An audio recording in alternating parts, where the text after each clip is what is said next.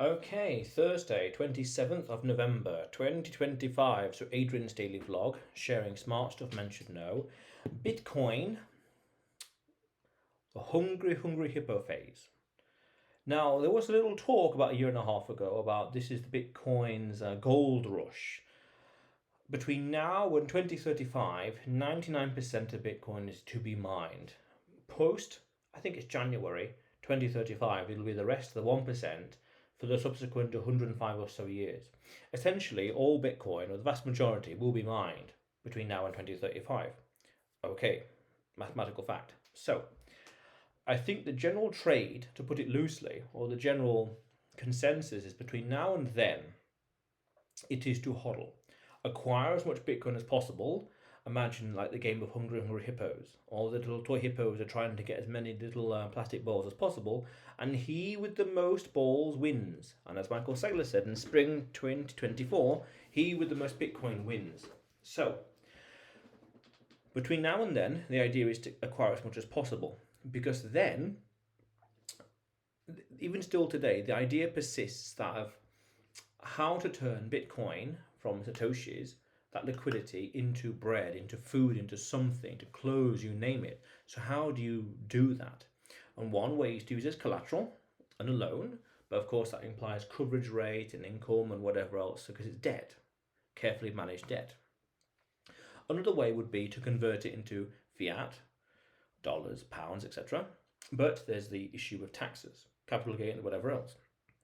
Okay, and then you can go deeper to say, right, well, the issue there is you sell the Bitcoin today, in 5-10 years from now, it'll be worth more. So how do you get the more? How do you get back to that same number of Satoshis? You may never have the same number of Satoshis today as you will in the future, for example, if you sell it. The other thing, and this is what's going to happen more and more, is the medium of exchange kind of route. More people will insist on receiving and being able to pay for things using Bitcoin. And that's the other way. That's the peer-to-peer image. That's the peer-to-peer vision behind Bitcoin from day one. And that's going to happen more and more through cultural understanding, general awareness, hyper-Bitcoinization, more infrastructure, market structure, infrastructure changes, and it being integrated, Bitcoin being more integrated into the general day-to-day world.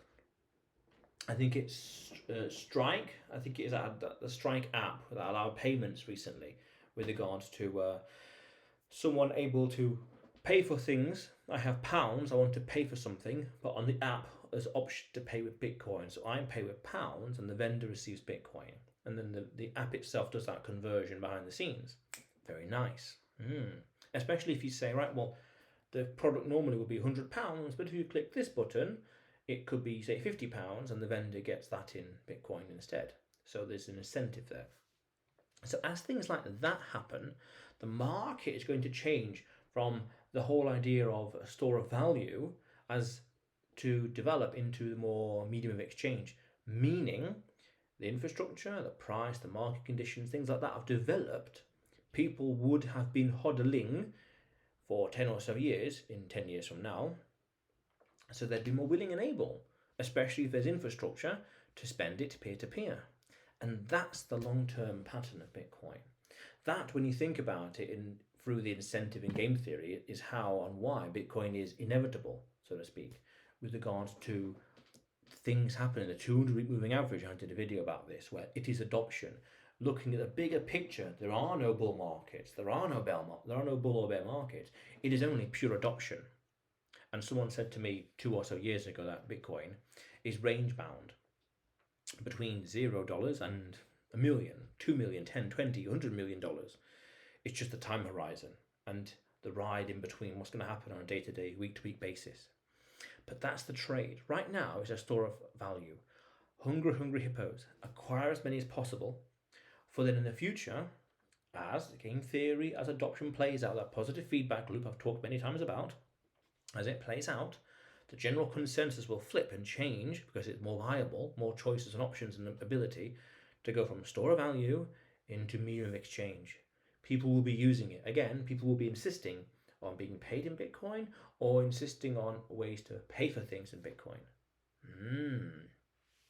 As the market changes, as think people understand it more, and that's, I think, the ultimate, the meta requirement that really fuels a lot of this development and adoption is people having general understanding and awareness of Bitcoin, acceptance, political, social, grassroots or bottom down acceptance and adherence and admiration and embracing Bitcoin in many different ways and to very different degrees.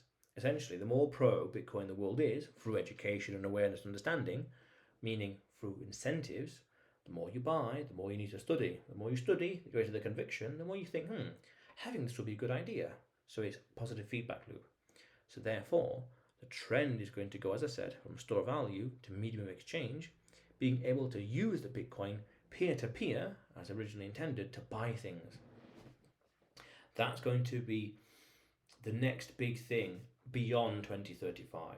And until then, it's acquire as many as possible. He with the most Bitcoin wins. Wow. It's like saying, in a way, he with the most land in Manhattan or New York City in pick a time, 16 whenever, 17 whenever, wins in the future, in 18 whenever, in 19 whenever, in 2020 whenever. It's that kind of thing. Less actual land, so to speak, in the analogy, less actual square footage, but the higher the value it is. That's the important, interesting metric to consider. And then you can say, right, well, then really it's a marathon. It's a marathon of acquiring as many satoshis and holding on to them for as long as possible, meaning 10 or so years. Wow, that's 2.5 more halvenings. That's very interesting, to the least. What could the price be in 10 years? There's some theories, there's some ideas, but very interesting. But that seems to be the general overall direction where the market's going. The store of value is playing out, and we can see it. Again, when in doubt, zoom out, look at the chart and the big picture, and it slowly will move into medium of exchange. People will have it and want to be able to spend it in some fashion, and people will look for the ways to spend it with as least friction as possible, path of least resistance, meaning the easiest way to do it. And if it's peer-to-peer over Lightning Network, and who knows what else in the future, then that's what's going to happen. That's what the market is going to reinforce and build on and expand and beyond. It's exciting, really, at a deep level. Yes. But otherwise, Adrian's daily vlog, sharing smart stuff men should know. Subscribe for more, and you will see me tomorrow.